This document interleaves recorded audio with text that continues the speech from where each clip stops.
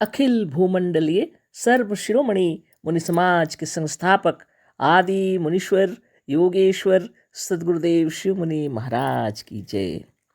उपस्थित मुनि वृंद, साधु सज्जन वृंद, संत वृंद, साधक वृंद, आध्यात्म ज्ञान के जिज्ञासुओं और प्रेमियों, सभी श्रोता वृंद, आप सबको मेरा कोटिशः नमन, सप्रेम जय जीव।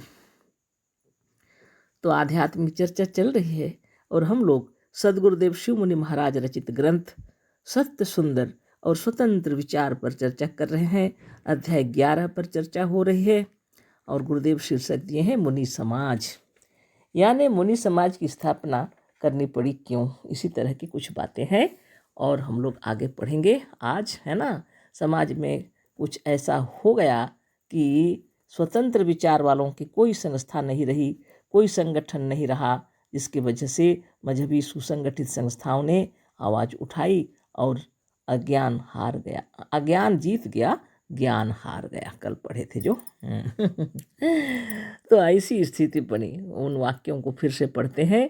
मजहबी लोग सुसंगठित रूप में स्वतंत्र विचार से लड़ते रहे और स्वतंत्र विचार वालों ने अपना कोई समाज नहीं स्थापित किया, सुसंगठित नहीं हुए, इसलिए अज्ञान के सामने ज्ञान की हार हुई। आगे पढ़ते हैं हम लोग, है ना। बहुत से लोगों का यह विचार है कि सोसाइटी, संगठन या समाज एक बंधन है और एक स्वतंत्र विचार वाले को इसमें नहीं पड़ना चाहिए। पर हम इस बात को नहीं मानते।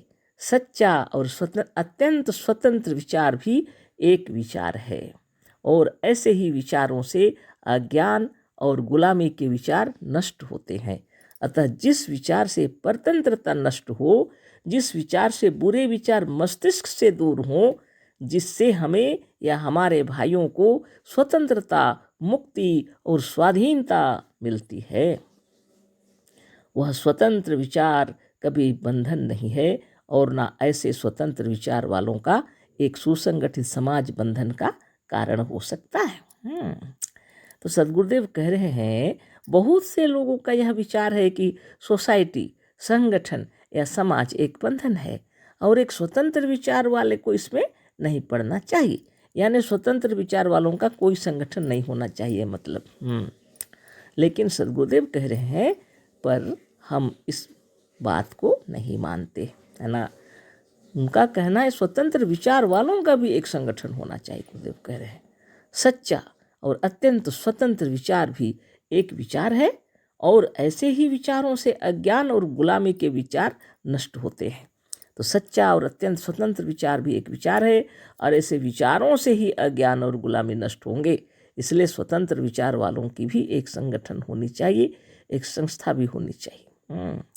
अतः जिस विचार से परतंत्रता नष्ट हो, जिस विचार से बुरे विचार मस्तिष्क से दूर हों, जिसमें हमें या हमारे भाइयों को स्वतंत्रता, मुक्ति और स्वाधीनता मिलती है, वह स्वतंत्र विचार कभी बंधन नहीं है और ना ऐसे स्वतंत्र विचार वालों का एक सुसंगठित समाज बंधन का कारण हो सकता है। ऐसे ही स्वतंत्र विचारकों की एक संस्था या संगठन होनी चाहिए और ऐसे ही विचार वाले ही दूसरे के अज्ञान को नष्ट कर सकते हैं और दूसरा किसी में भी कोई ताकत नहीं है। इसलिए सदगुरुदेव कहते हैं कि स्वाधीनता चाहते हैं, यदि कोई स्वतंत्रता चाहते हैं, सच्चा ज्ञान प्राप्त करना चाहिए, तो ऐसे जो सुविचारक हैं, अत्यंत स्वतंत्र विचार वाले हैं, उनकी एक संस्था होनी चाहिए, उनका एक स्वतंत्र संगठन होना चाहिए, ताकि वो समय समय पर अज्ञान को दूर कर सकें। यह जो विचार है लोगों का कि स्वतंत्र विचार वालों को किसी सोसाइटी और संगठन में नहीं पड़ना चाहिए, यह गलत बात है। सदगुरुदेव बतला रहे हैं, यह कोई बंधन नहीं है, है ना। एक सुसंगठित समाज रहना चाहिए, यह कोई बंधन नहीं है। आगे हम लोग पढ़ते हैं।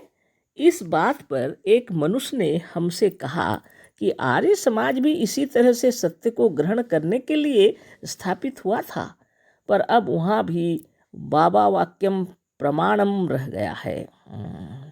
जब सदगुरुदेव की ऐसी वाणी को सुनकर एक व्यक्ति के अंदर, एक मनुष्य के अंदर ये विचार उत्पन्न हो गया, तो उन्होंने कहा कि आप जो कह रहे हैं यह तो सही बात है। आर्य समाज भी इसी तरह से सत्य को ग्रहण करने के लिए ही स्थापित किया हुआ था, पर अब वहाँ भी बाबा वाक्यम प्रमाणम रह गया है। यानी बाबा जो बोले हैं वही सत्य है और वही प्रमाणित है, और बाकी को वो लोग भी ध्यान नहीं देते। आर्य समाजी भी लकीर के फकीर हो गए। वह भी स्वामी जी और सत्यार्थ प्रकाश के विरुद्ध नहीं जाते। तो वो कह रहे हैं कि आर्य समाजी वाले भी लकीर के फकीर हो गए, वह भी स्वामी जी की और सत्यार्थ प्रकाश के विरुद्ध बिल्कुल नहीं जाते। कहने के लिए वेद का प्रत्येक अवसर और विवाद में लिया जाता है।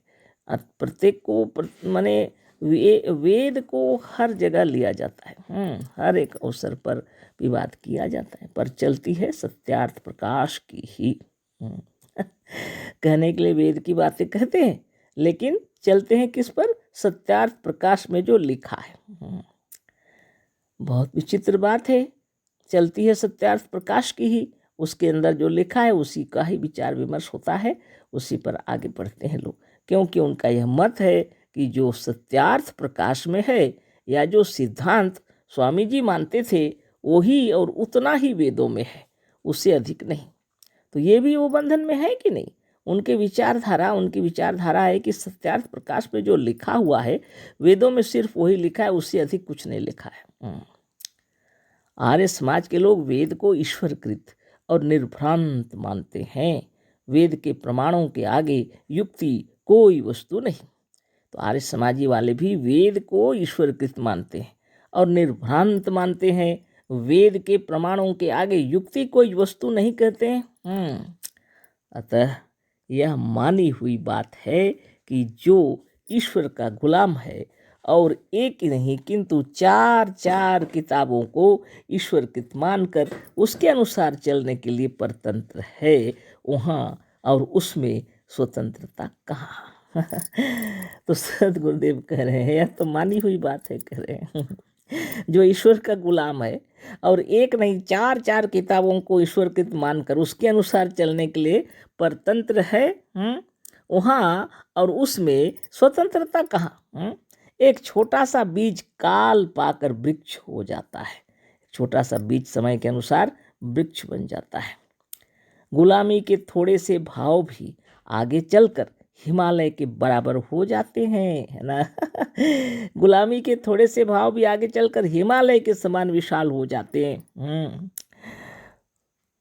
आर्य समाज में स्वतंत्रता के भाव थे ही नहीं। सदगुरुदेव कह रहे हैं, कहाँ की स्वतंत्रता? आर्य समाज में स्वतंत्रता के भाव थे ही नहीं। जो समाज ईश्वर का गुलाम है, स्वामी जी का गुलाम है, सत्यार्थ प्रकाश का गुलाम है, हवन का गुलाम है और वेदों का गुलाम है, वह स्वतंत्र विचार का कैसे रह सकता है? सदगुरुदेव कह रहे हैं जो समाज ईश्वर का गुलाम है, स्वामी जी का गुलाम है, सत्यार्थ प्रकाश का गुलाम है, हवन का गुलाम है और वेदों का गुलाम है, वह स्वतंत्र विचार का कैसे रह सकता है? ये भी हवन पूजन ये सब करते हैं तो कैसे स्वतंत्र है? सदगुरुदेव कोष्टक में लिखे हैं, आर्य समाज और सत्यार्थ प्रकाश के झूठे सिद्धांतों को जानने के लिए हमारा लिखा हुआ मुनि समाज और आर्य समाज तथा परमार्थ प्रकाश नामक ग्रंथ देखिए। आप लोग किताबें पढ़ लीजिएगा। अभी तो हम लोग इस पर चर्चा कर रहे हैं, सत्य सुंदर और स्वतंत्र विचार पर चर्चा हो रही है। तो मुनि समाज और आर्य समाज किताब मिलती है, पढ़ लीजिएगा। परमार्थ प्रकाश भी पढ़ लीजिएगा, है ना? तो ऐसी बातें हैं। आगे पढ़ते हैं हम लोग। हमारा समाज जो इन लोगों के इन भावों को नष्ट करने के लिए जन्म लेगा, उसमें गुलामी और परतंत्रता की गंध तक नहीं होगी। जब हम किसी पुस्तक को ईश्वरकृत नहीं मानते, जब हम ईश्वर का ही गुलाम होने के लिए तैयार नहीं हैं, जब हम गुलामी की जंजीर तोड़ने के लिए ही इस समाज को स्थापित कर रहे हैं, तो यहाँ बंधन कैसा? सदगुरुदेव उदाहरण दे करके जो उन्होंने बताया उसका उत्तर दे रहे हैं कि हमारा जो समाज है, मुनि समाज है ना हमारा समाज जो इन लोगों के इन भावों को नष्ट करने के लिए जन्म लेगा, है ना? सदगुरुदेव कहते हैं ये तो जो जाने दो, ये तो ईश्वर के गुलाम, किताबों के गुलाम हो गए, उनकी बात छोड़ो, पर हमारा जो समाज होगा वो इन सारी भावनाओं को नष्ट करने के लिए जन्म लेगा, है ना। गुलामी की भावनाओं को नष्ट करने के लिए जन्म लेगा। उसमें गुलामी और परतंत्रता की गंध तक नहीं रहेगी। तो हमारे मनुष्य समाज के अंदर कोई गुलामी और परतंत्रता की गंध तक नहीं है वास्तव में, लेकिन उसके बावजूद भी यदि अज्ञानी है तो करते हैं जो कुछ, तो वो तो बिना योग साधन के छूटने वाला नहीं है।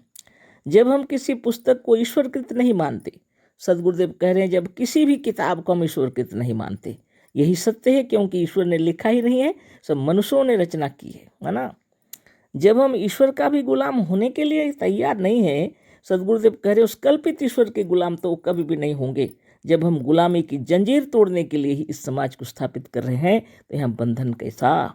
इस गुलामी की जंजीर को तोड़ देने के लिए मनुष्य समाज की स्थापना की है गुरुदेव। यहाँ किसी प्रकार का बंधन है ही नहीं। तो मनो मस्तिष्क के अंदर में जो कल्पित ईश्वर बैठे हुए हैं, इसके लोग गुलाम बने हुए हैं। आप विचार कीजिए, आज तक जितनी सिद्धियां प्राप्त हुई हैं बाहर के किसी ईश्वर ने नहीं दिए। आपकी अंतरात्मा की भक्ति, आपकी अंतरात्मा का प्रेम, आपकी श्रद्धा, अत्यंत प्रेम, वहीं से सारी इच्छाएं पूरी हुई हैं। आपकी आत्मा ने, आपकी अंतरात्मा ने आपकी इच्छा को पूरी किए हैं और वही सर्वेश्वर हैं। लेकिन आपके अपने इष्ट को छोड़ करके आप कल्पित ईश्वर के पीछे इतना दिमाग दौड़ाते हैं, तब भी आपकी अंतरात्मा आपकी समस्त इच्छाओं को पूरी करती है। तो ऐसी अंतरात्मा को कोटि कोटि नमन है, जो ब्रह्मा विष्णु महेश्वर है ना। सकल सिद्धियां उसी के अंदर में है और उसी के अनंत और करोड़ों नाम है। जितने समाज और संगठन बने हुए हैं सब इसी अंतरात्मा की कृपा से है ना। इसको अच्छा से समझ लेना चाहिए। गुरु की कृपा बनी रहे। हम लोग मोक्ष प्राप्त कर चुके हैं, है ना। हम लोग को कोई ईश्वर और परमेश्वर और जम और नरक और जमदूत और ये सब की चिंता नहीं है। हम परस्पर प्रेम से रहें, एक दूसरे को सम्मान दें। तो आज इतना ही बातें करेंगे, कल आगे फिर चर्चा होगी। अशेष धन्यवाद, कोटि नमन, सप्रेम जय जीव। सदगुरुदेव शिव मुनि महाराज की जय।